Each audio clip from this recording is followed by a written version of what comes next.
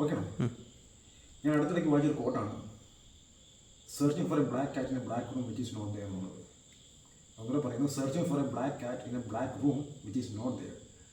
അതായത് ഒരു ഇൻവിസിബിൾ എനിമീനെ മിന്നൽ കണ്ടുകൊണ്ട് ഫൈറ്റ് ചെയ്യുകയാണ്. അങ്ങനെ ഒരു എനിമി ഇല്ല അവിടെ.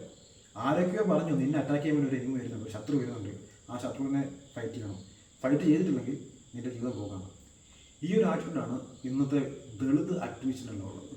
അവർ 24 മണിക്കൂറും എന്നെ ആരാണ് അറ്റാക്ക് ചെയ്യാൻ വരുന്നത്, എന്നോട് വിവേചനം കാണിക്കുന്ന ആരാണ്, എന്നെ നശിപ്പിക്കാൻ വരുന്ന ആരാണ് എന്നിങ്ങനെ ചിന്തിച്ചുകൊണ്ടിരിക്കുകയാണ്.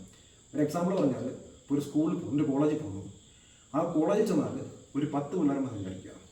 ഈ ദളിത് കമ്മ്യൂണിറ്റിയുടെ പ്രശ്നം, ഇപ്പോൾ അതിൻ്റെ അകത്തിരിക്കുന്ന ദളിത് പിള്ളേർക്ക് അവിടുത്തെ ക്ലാസ് ടീച്ചറുമായിട്ട് പ്രശ്നം ഉണ്ടാവും, ഡിഗ്നോ സ്റ്റഡീസുമായിട്ട് പ്രശ്നമാണ്, പ്രിൻസിപ്പലുമായിട്ട് പ്രശ്നമാണ്, ചുറ്റിൽ ഇരിക്കുന്ന സഹപാഠികളുമായിട്ട് പ്രശ്നമാണ്.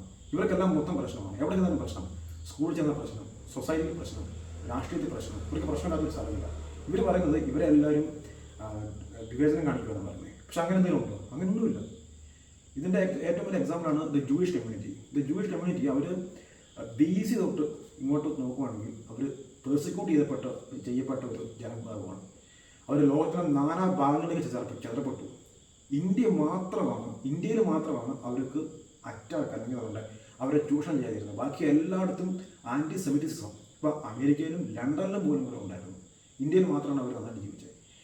1948 അവർ ഒരുമിച്ച് വന്ന് ഒരു രാജ്യം സൃഷ്ടിച്ചു. ആ 48 തൊട്ട് ഇന്ന് വരെ അവരെവിടെ എത്തി നോക്കുക. അവർ ഒരിക്കൽ പോലും കൂടി ഒരു വിക്ടിംഹുഡ് ഇതിനെപ്പറ്റി പറഞ്ഞിട്ടില്ല. ഞങ്ങളെ ചൂഷണം ചെയ്തു, ഞങ്ങളെ കൊല്ലാൻ ശ്രമിച്ചു എന്ന് പറഞ്ഞ് കൊടിയും പിടിച്ചുകൊണ്ട് തെരുവിൽ കൂടെ നടന്നിട്ടില്ല. അവരെന്താ ചെയ്തത്? അവർ സ്കൂളിൽ പോയി പഠിച്ചു, എക്കോണമി ഡെവലപ്പ് ചെയ്തു, സയൻസ് ഡെവലപ്പ് ചെയ്തു, ഡിഫൻസ് ഡെവലപ്പ് ചെയ്തു. ഇപ്പം നൊബേൽ പ്രൈസ് വിന്നേഴ്സ് എടുക്കുകയാണെങ്കിൽ അതിനകത്ത് ഏറ്റവും കൂടുതൽ ജ്യൂസാണ്. അന്ന് ലോകത്തിലെ ഡിഫൻസിൽ ഏറ്റവും മികച്ചു നിൽക്കുന്ന ഒരു രാജ്യം എന്ന് പറഞ്ഞാൽ ജ്യൂസാണ്. അപ്പോൾ അവർ ഒരിക്കൽ പോലും കൂടെ ഒരു എനിമിയെ ഫൈറ്റ് ചെയ്യുകയല്ലായിരുന്നു ചെയ്തത്. അവർ ഡെവലപ്പ് ചെയ്യുകയായിരുന്നു. അവർ സ്കൂളിൽ പോയി പഠിച്ച് ഡെവലപ്പ് ചെയ്യുകയായിരുന്നു.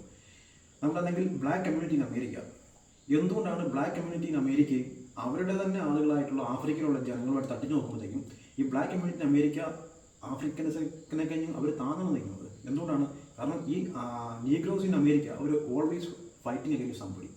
അതായത് അങ്ങനെ ഒരു ശത്രുവില്ല, ഒരു ശത്രു ഉണ്ടെന്ന് പറഞ്ഞ് അങ്ങനെ വിശ്വസിച്ച് ആ ശത്രുവിനെതിരെ ഫൈറ്റ് ചെയ്തുകൊണ്ടിരിക്കുകയാണ്. ഇതാണ് ഇവിടുത്തെ പ്രശ്നം. അപ്പം നമ്മുടെ ഇന്ത്യയിലേക്ക് വരുമ്പോഴത്തേക്കും ഇവിടെയുള്ള ദളിത് കമ്മ്യൂണിറ്റികൾ ചെയ്യേണ്ടത് ഒരു കാര്യം എന്ന് വെച്ചാൽ സ്കൂളിൽ പോവുകയാണെങ്കിൽ പഠിക്കുക, കോളേജിൽ പോയി പഠിക്കുക. അതായത് കോളേജിൽ പോയിട്ട് അവിടെ പ്രശ്നമുണ്ട് ഇവിടെ പ്രശ്നമുണ്ട് എന്ന് പറഞ്ഞിട്ട് ഫൈറ്റ് ചെയ്യുകയല്ല ചെയ്യേണ്ടത്. ഓക്കെ, മതി.